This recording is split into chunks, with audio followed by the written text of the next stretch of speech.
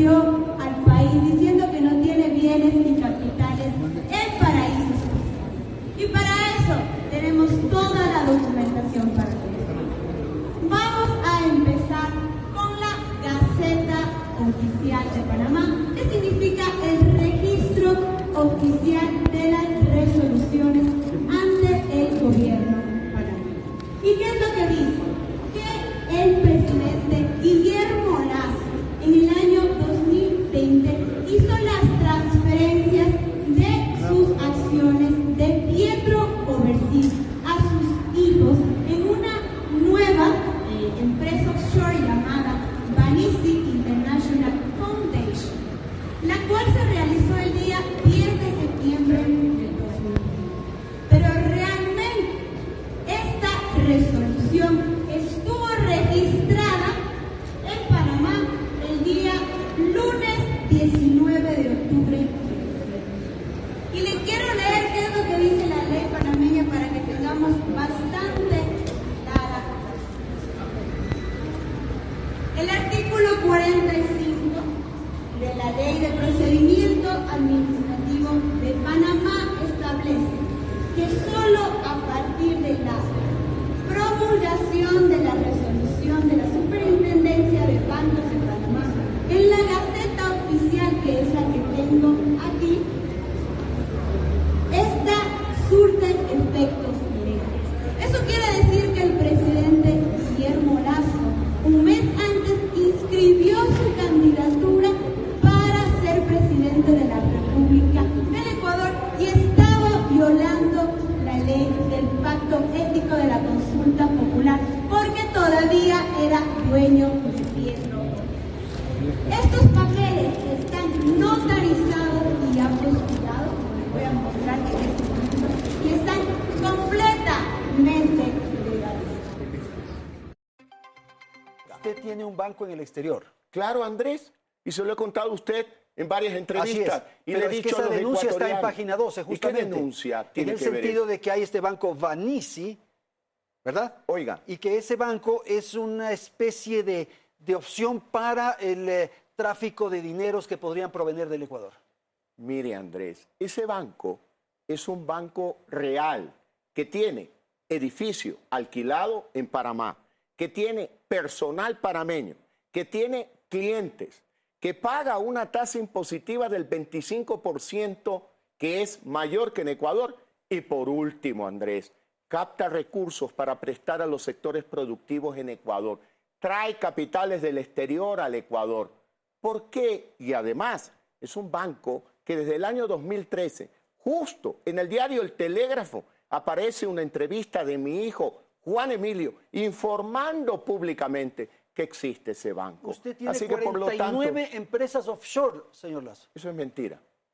Eso es mentira, Andrés. ¿Qué más le puedo responder? Eso dice la publicación de la periodista Cintia García. Eso es mentira, pues, Andrés. Tienen Delaware, tienen Panamá. Eso es mentira. Tienen las Islas Caimán. Eso es mentira. ¿Cómo lo demuestra eso? ¿Cómo que no? De los artículos Lasso, magnate offshore, y Lasso en jaque por los negocios en Panamá, del diario argentino Página 12, reiteró los principales argumentos de su investigación. Primero, Guillermo Lasso se autovendió el banco Vanisi S.A., usando la figura de un holding donde él figura como el principal accionista, bajo el nombre de Pietro Overseas. Con lo cual, todo hace indicar, hay toda una prueba indiciaria de que Guillermo Lasso se autovendió el banco Vanisi. Segundo, reafirmó que Vanisi S.A. es un banco de papel que es controlado desde Ecuador.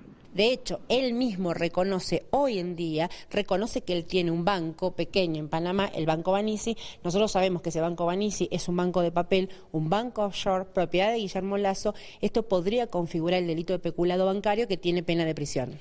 Pero además, la periodista argentina dio a conocer que Roger Arosemena Benítez, notario que se encargó del registro de los bienes de Guillermo Lasso, es su socio en 2 empresas domiciliadas en Panamá, Bonarca S.A.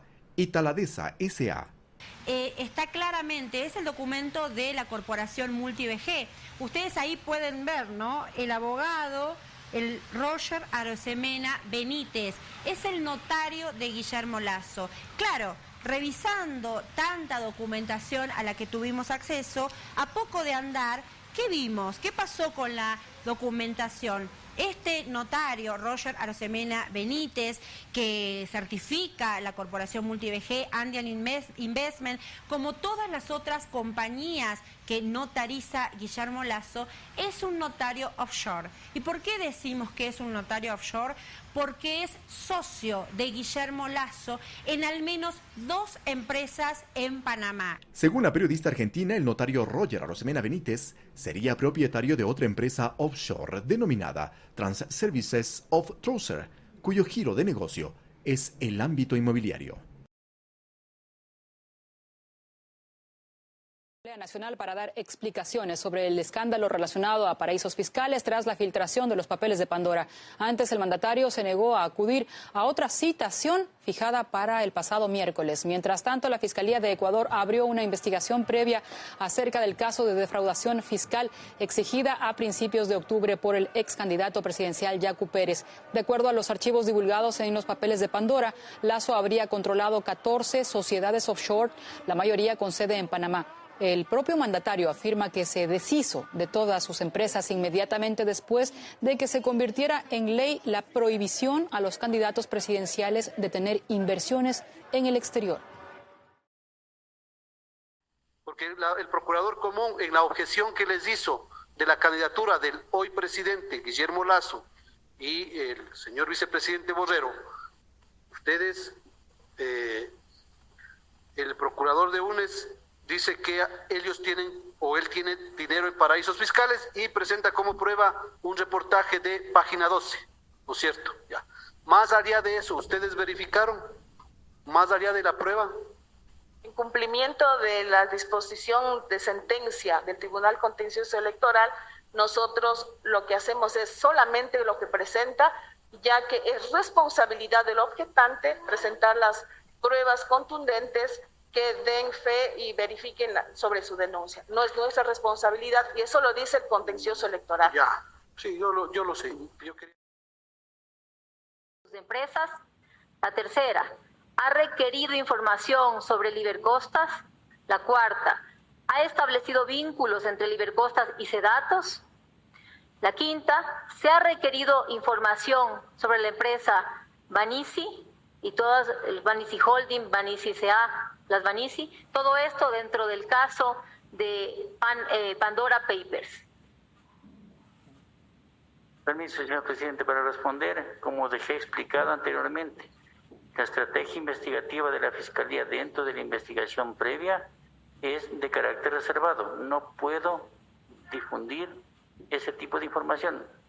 Señor presidente, es fundamental que quede aquí en claro para los ecuatorianos, para el pueblo ecuatoriano y el mundo, que en Ecuador existe justicia a la carta desde la Fiscalía General del Estado. El señor fiscal encargado no responde las preguntas y entiendo que él es conocedor, primero, de la Constitución y segundo, del Código Penal, del COIP. Entiendo que como Fiscalía General del Estado son expertos en esto y que existe una sola legislación en el Ecuador. Lo reservado son los productos de las investigaciones y creo que cualquier estudiante de Derecho Penal lo puede saber.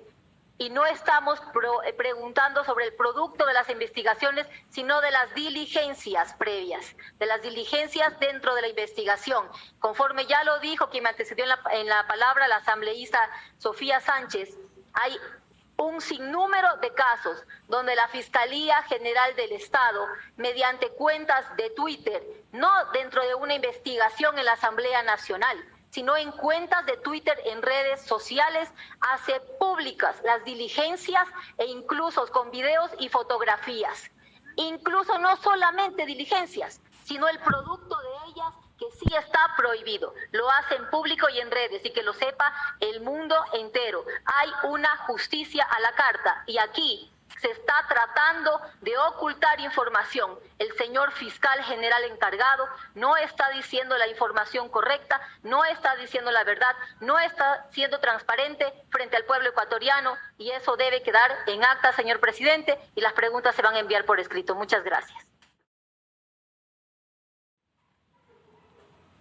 Señora asambleísta, conforme establece la normativa correspondiente, la materialización ante un notario, conforme creo que usted lo ha de conocer también, da fe de que el notario abrió la página web y esa información se abrió, se remitió y la imprimió. Entonces, ¿tiene o no tiene validez procesal? Respecto de lo que consta y de lo que declara el notario en su certificación, indudablemente sí, que es el notario que está dando fe que aquella página está dando la información que está en este momento proyectándose, más no de su contenido.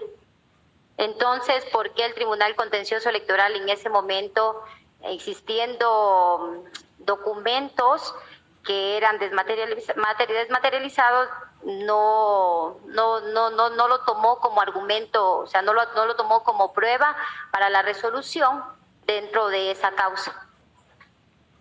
Señora asambleísta, como jueza del Tribunal Contencioso Electoral y como parte de la sentencia dictada en la causa 90-2020 TCE, los argumentos de valoración de las pruebas constantes en el expediente y aportadas tanto por la alianza UNES cuanto por la candidatura impugnada constan de la sentencia.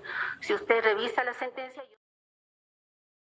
probatorios motivaron la resolución del Tribunal Contencioso Electoral. ¿Qué elementos probatorios? Por favor, ¿podría aclararme la pregunta? O sea, el Tribunal Contencioso Electoral, para emitir su resolución y no dar paso a la impugnación que presentó en ese momento la Alianza UNES, ¿cuáles fueron los elementos probatorios que el Tribunal Contencioso Electoral tuvo como motivación para dicha resolución? Señora asambleísta, las pruebas, en este caso básicamente documentales, que constan del expediente de la causa 090-2020 TCE y se hace la contrastación entre la prueba que aporta quien presenta el recurso subjetivo contencioso electoral y que ha sido actuada en la instancia administrativa ante el Consejo Nacional Electoral porque hubo primeramente una objeción a una candidatura. ¿Qué mecanismos de prueba llevó al Tribunal Contencioso Electoral para verificar si el señor Guillermo Lasso Mendoza cumplió con lo que dispone el artículo 96, numeral 9 del Código de la Democracia? Por favor, ¿podría repetirme la pregunta o aclarármela porque no le... ¿Qué mecanismos de prueba llevó a cabo el Tribunal Contencioso Electoral para verificar si el señor Guillermo Lasso Mendoza cumplió con lo que dispone el artículo 96, numeral 9 del Código de la Democracia? Porque para emitir la resolución debieron tener algún mecanismo de prueba para ver si cumplía o incumplía con lo que dispone esta norma. Claro que sí, señora asambleísta, ya le entendí. Los mecanismos de prueba son la prueba documental que fue remitida del expediente por parte que se había formado con ocasión de esta candidatura en el Consejo Nacional Electoral. Entonces, los mecanismos de prueba, si usted gusta, los principios, los jueces del Tribunal Contencioso Electoral analizamos que la prueba sea conducente, que sea pertinente a los hechos que se estaban alegando.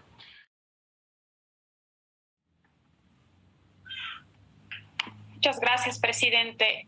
Mi pregunta va un poco relacionada a lo que estaba mencionando anteriormente, pero quisiera que nos responda a detalle. En la intervención de la presidenta del CNE, hace pocos minutos estuvo ella aquí, manifestó que la impugnación de la candidatura al presidente Guillermo Lasso, esta impugnación realizada por UNES, adjuntó como prueba reportajes periodísticos del diario Página 12. ¿Usted nos podría indicar a detalle cuál fue el criterio para que en ese entonces todas las autoridades no validaran esta prueba del diario Página 12 de Argentina? Por favor, que nos explique a detalle cuál fue el criterio para no dar paso a esto como prueba.